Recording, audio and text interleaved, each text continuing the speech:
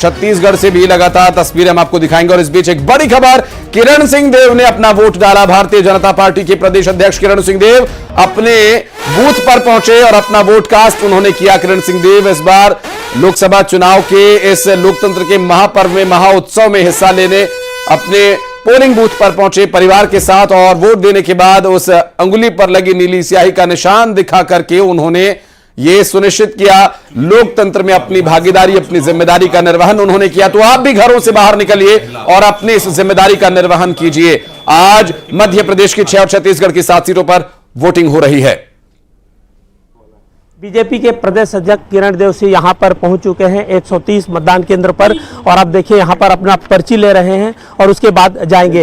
हम सीधा बात करेंगे, किस तरह की तैयारियां हैं, क्या कहेंगे उसको लेकर के? उत्साह है और मैं भी सभी बस्तर लोकसभा के सभी मतदाता बंधुओं से, भाई बहनों से मेरा आग्रह है कि अपने मतदान का प्रयोग अवश्य करें, स्वस्थ लोकतंत्र की प्रक्रिया को जीवित रखने के लिए और अपने मौलिक अधिकार का प्रयोग करने के लिए और मतदान अवश्य करें। कहते हैं कि बस्तर के रास्ते से ही सत्ता की जो कुर्सी है वो पहुंचती है और बस्तर का विकास देश का विकास स्वाभाविक रूप से, और सबसे आवश्यक है कि अपने अधिकारों को पहचानना, हमारा ये मौलिक अधिकार है और सभी में बहुत उत्साह है। और आपके मन में जो कल्पना है, जिस तरीके से कि एक स्थायी मजबूत सरकार, स्वाभाविक रूप से देश के विकास और उन्नति की दृष्टि से, और आप मत देंगे और आपके मतों से ही सरकार बनना सुनिश्चित होता है और ये बहुत ही आवश्यक है कि आप अपने मत का प्रयोग करें। लोगों में उत्साह है बिल्कुल। देखिए 130 मतदान केंद्र है, यहाँ पर पहुंच चुके हैं और कुछ देर बाद है वो जाएंगे और यहाँ पर मतदान है वो करेंगे। तो इसे साफ कह सकते हैं कि अब जो है एक जो प्रत्याशी के साथ साथ जो बड़े स्टार जो प्रचारक हैं वो यहाँ पर आ रहे हैं, मतदान केंद्रों तक पहुँच रहे हैं और मतदान करने के लिए कतारों पर खड़े हुए हैं। ये हमारे साथ जो बीजेपी के प्रेसिडेंट थे किरण देव सिंह, वो यहाँ पर पहुँच चुके हैं और अब से कुछ देर बाद ही वो मतदान करेंगे। जी कैमरा। तो ये उस वक्त की तस्वीरें हमने आपको दिखाई जब मतदान करने के लिए पहुंचे थे किरण सिंह देव। और ये दूसरी तस्वीर छिंदवाड़ा से और बात करेंगे हमारे सहयोगी शैलेंद्र भदौरिया इस वक्त हमारे साथ जुड़े हुए हैं। शैलेंद्र, अभी किस तरह की चल रही है पोलिंग? क्या कुछ एक्सेलरेशन हुआ है, तेजी आई है? देखिए, अगर मैं आपको बात करूं तो अभी मैं जो पुष्पराजगढ़ के इलाके में मौजूद हूं। हालांकि इक्का दुक्का जो मतदाता हैं वो अभी यहां केवल पहुंच रहे हैं। मैं उसी पोलिंग बूथ पर मौजूद हूं जहां के कांग्रेस के प्रत्याशी पुंजीलाल मार्को अपनी फैमिली के साथ यहां मतदान करने के लिए पहुंचे थे। तो अभी आप देख सकते हैं जैसे तस्वीरों में बहुत ज्यादा उत्साह अभी फिलहाल नजर नहीं आ रहा है। हालांकि अभी सुबह का 8 से ज्यादा का समय हुआ है, लेकिन तेज धूप जो है वो होने लगी। हालांकि कुछ पोलिंग सेंटर्स जो है जिन पर काफी भीड़ देखी जा रही है, लेकिन फिलहाल जिस पोलिंग सेंटर पर मैं मौजूद हूं यहाँ पर जितनी भीड़ होनी चाहिए उतनी नहीं है। तो हो सकता है कि थोड़ा समय के बाद जो है लोग अपने घर के कामकाज निपटाने के बाद यहाँ पर पहुंचे और मताधिकार का प्रयोग करें। कुछ मतदाता जो है वो वोट डालकर आए हैं। दादा, वोट डाल के आए हैं आप? जी। क्या लगता है, क्या मुद्दे हैं जिनको लेकर वोट डाला आपने? जी। क्या चाहते हैं इस इलाके का विकास, किस आधार पर आपने वोट किया? वोट किए, मतदान है, सबसे बड़ा दान है, इसलिए वोट किया गया। जी। तो क्या चाहते हैं इस इलाके में, क्या विकास होना चाहिए? विकास अब यही जो चल रहा है और विकास हो ही रहा है, हो रहा। आपने वोट कर दिया? बता मैंने काम बता जाना। तो देखिए, जो तमाम जो मतदाता हैं वो धीरे धीरे करके यहाँ पहुंच रहे हैं और हालांकि मैं आपको बताऊं कि देखिए पूरी सुविधाएं जो यहाँ पर की गई हैं। देखिए टेंट जो है वो लगाया गया ताकि जब तेज धूप यहाँ रहती है और जो मतदाता यहाँ पहुंचे उन्हें किसी तरह की कोई परेशानी का सामना न करना पड़े, इसका विशेष ध्यान रखा गया। इसके अलावा शैलेंद्र, व्हील चेयर भी वहां पर दिखाई दे रहे, दिव्यांग मतदाताओं के लिए भी इंतजाम किए गए हैं। बिल्कुल बिल्कुल, मैं वही बता रहा था कि आपको जो दिव्यांग मतदाता यहाँ पहुंचेंगे उनके लिए बाकायदा व्हील चेयर की व्यवस्था की गई ताकि बाहर तक, पोलिंग बूथ के बाहर तक वो अपने वाहन से आए और उसके बाद जो है वो अंदर अगर जाएंगे तो इस व्हील चेयर के माध्यम से जाएंगे।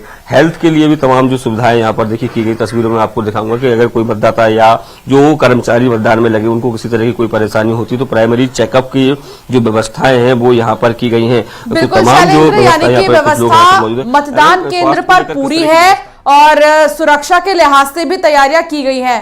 आप बातचीत करते रहिए, हम दोबारा से आपके पास आएंगे। सुकमा जिले के संवेदनशील इलाकों में भी मतदाताओं में वोटिंग को लेकर काफी उत्साह नजर आ रहा है। मतदाता पहाड़ी से पगडंडी के रास्ते मतदान करने पहुंच रहे हैं और इन मतदाताओं को उम्मीद है कि वोट देने से विकास गांव तक पहुंचेगा।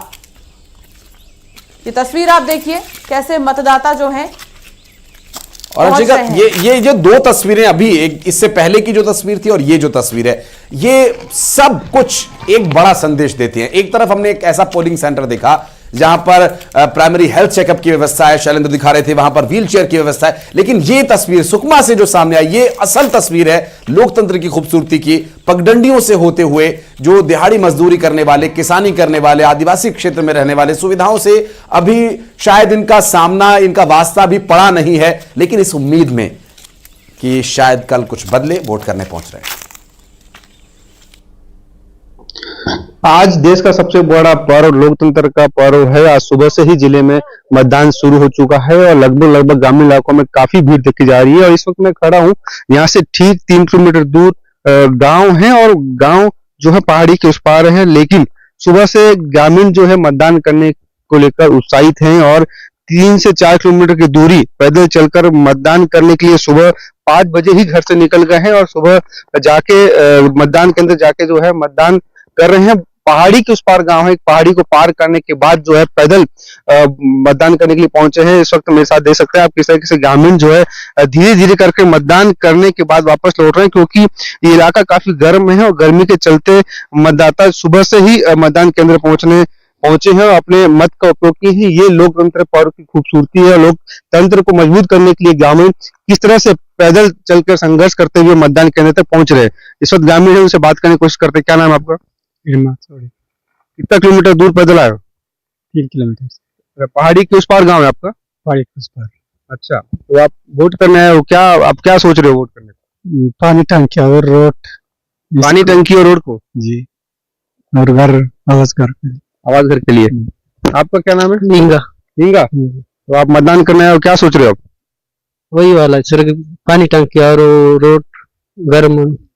देखिए, ग्रामीण है और ग्रामीणों को अभी भी विश्वास है कि अगर ये वोट करेंगे तो गांव तक पानी टंकी और सड़क पहुंचेगी और लोग इसी उम्मीद के साथ में सालों साल वोट करते आ रहे हैं। लेकिन ये बात अलग है कि मतदान के बाद, सरकार बनने के बाद नेता इनकी सुधनी लेते हैं। जैसे कि देख रहे हैं, दूध में बच्चे को लेकर ही महिलाएं मतदान करते हुए आ रही है और आप देख सकते हैं कि अभी भी ग्रामीणों को कितना विश्वास है कि मतदान करेंगे तभी हमारे गांव तक विकास पहुंचेगा। सतीश चांडक, न्यूज़ 18 सुकमा। बिल्कुल, और ये जो विश्वास है अंशिका, ये विश्वास ही इस लोकतंत्र में विश्वास बनाए रखता है और उम्मीद जगाए रखता है। और इस इलेक्शन सेंटर से अंशिका से भी अपडेट लेते रहेंगे, खबरें आप लगातार पहुंचाते रहेंगे। एक छोटे से ब्रेक के लिए हमें यहाँ रुकना पड़ रहा है, खबरें लगातार जारी हैं।